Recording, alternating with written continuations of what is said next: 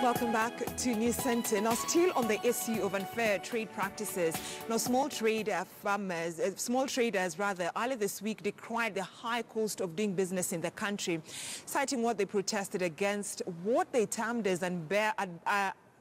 as bias against local investors and favoritism of foreign investors. So right now, I'd like us to have a look at that story before we talk to our business reporter, Julie Owino. And if they are manufactured locally,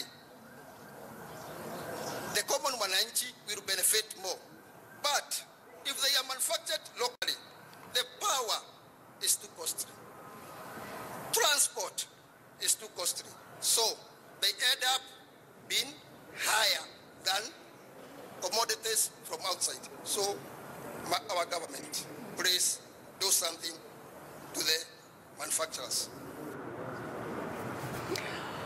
All right, so right now I'd like us to talk to our reporter Julie Owino, who is within the Central Business District, specifically Luthuli Avenue, talking to traders about this whole issue of favoritism when it comes to foreign investors and also local investors. Julie, thank you so much for talking to us here on News Center. What are the traders along Luthuli Avenue saying when it comes to favoritism of foreign investors against local investors? Yes, Brenda.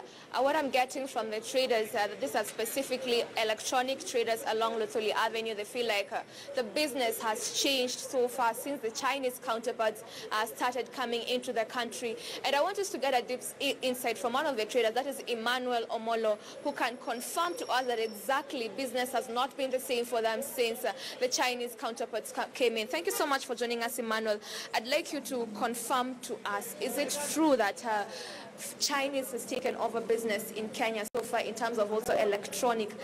The government seems to be favoring them. Would you confirm that this is actually true? It's true, because since we started the business back after the elections, it has never been good. So far you find the Chinese themselves, they are supplying them the goods, and at the same time, they're the same people who are selling. So other local traders like us, we are really suffering, because you find we expect a lot of customers. Today, the customer just comes in the shop. They tell you, I will come back. They will never come back. They go to the Chinese. They buy. So we continue suffering. So we are wondering whether our government is really active. We don't understand the meaning of the handshake now, because it seems like tano tena imekuwa tano tesa. Okay, so let me also ask you, have you guys made an effort of actually reaching out to the government and told them this is the challenge you're experiencing right now and we need you to come to our rescue? Yes, we've tried. There is even a day we organized for a demonstration. We went up to the parliament buildings. No one understood our cries. So we still continue suffering, and our government is there. So I believe as a citizen of Kenya, our government should fight more than the way we think we can fight, because these are foreigners. They should not invest in our countries, and at the same time they gain the profit while the Kenyan citizen suffers. Yes. So would you also give us a few examples of measures of favoritism that has been shown that the government seems to favor the Chinese more than the business traders in Kenya? Yeah, you see, like now, if a Chinese come into the country with his or her own good, if it's good, they should sell it to us. Then we sell to our customers. But this is now dangerous, where you see the Chinese himself or herself is coming to Kenya, selling the same product that we also have at a cheaper price. So ours remains to be dormant. Nobody is going for that. Some time back, you also had issues with carry, where your goods were actually pulled. You're not being given the permission to actually access your goods and bring them to the market. And the story was that the Chinese happened to be lucky. Then they didn't have the problems. Did you solve this issue with carry, or it's still one of the pending issues that you hope is going to be addressed soon enough? We think so, that the government should really solve this, because it's still pending. There are some of our goods, even from January, they're still at the port. So we've not got these things. So we fear, what kind of business are we really doing if the Chinese themselves, they're even coming with their goods like yesterday night, and today is selling. Yes. Maybe if you can also give us a range of money that you used to make before the Chinese came to Kenya, and what you're making right now. What is the range difference that has been there so far? Yes, you see, like in our local market, we employ people that works under daily commission. So if somebody sells something, he gets at around 30% of the thing that he has sold. But today, you see, before somebody was able to get 10,000, 20,000 weekly. Today it comes to a level that we get 3,000, 4,000. So it's really paying.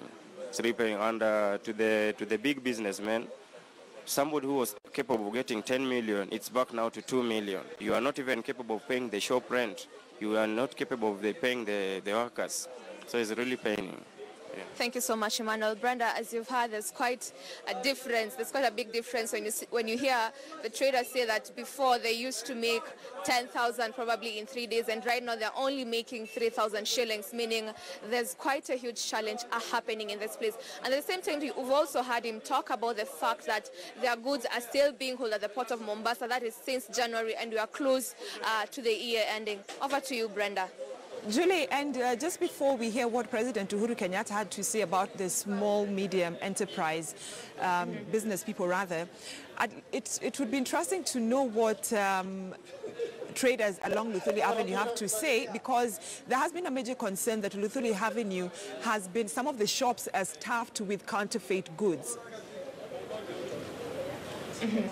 Okay, I'll just go back to Emmanuel. Emmanuel, there's this issue that we've had the government say that there are some goods that are along Luthuli Street. Some traders are actually having counterfeit goods. Would you actually say that that is something that is actually happening, that there are some traders along this place who have counterfeit goods? Yes, it's true. You see, the counterfeit comes because if you want to sell the original thing, yet we have them. But at the same time, the customers themselves, I can even say, they want something that is cheap. That's why you see the China is taking over, because China has both the two things. If you go for the original, if you know, you will get the original. If you go for the fake one, if you don't know, you will buy the fake one. So it's true. It's there. So would you also say that would you confirm that it's also right to say that traders are also bringing some issues to themselves? Because if you come and sell counterfeit products in a Kenyan market, how will the government help you? You see now, the counterfeit must be there for those who don't know, but we are fighting the best to sell the original ones. While if you see the China are bringing the same thing that you have with the same model, same size, but it's fake, customer will never know. So it's true, there's some fake things.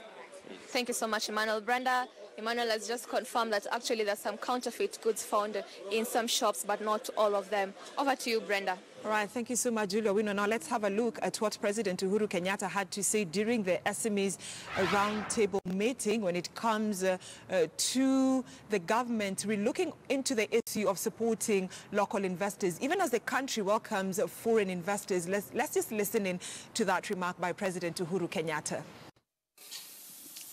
Kwa ukweli, hatujawatendea haki kulingana na ile mahitaji ambayo mko nayo.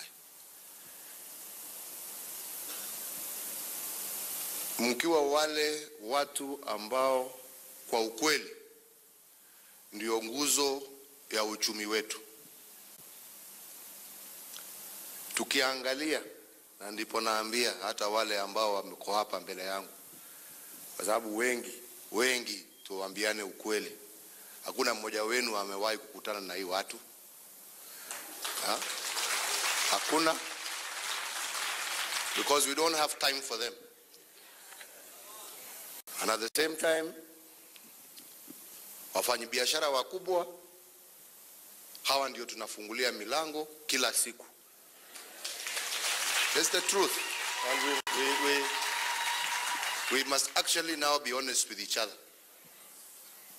And yet these are the people who are providing employment to over 75% of our workforce.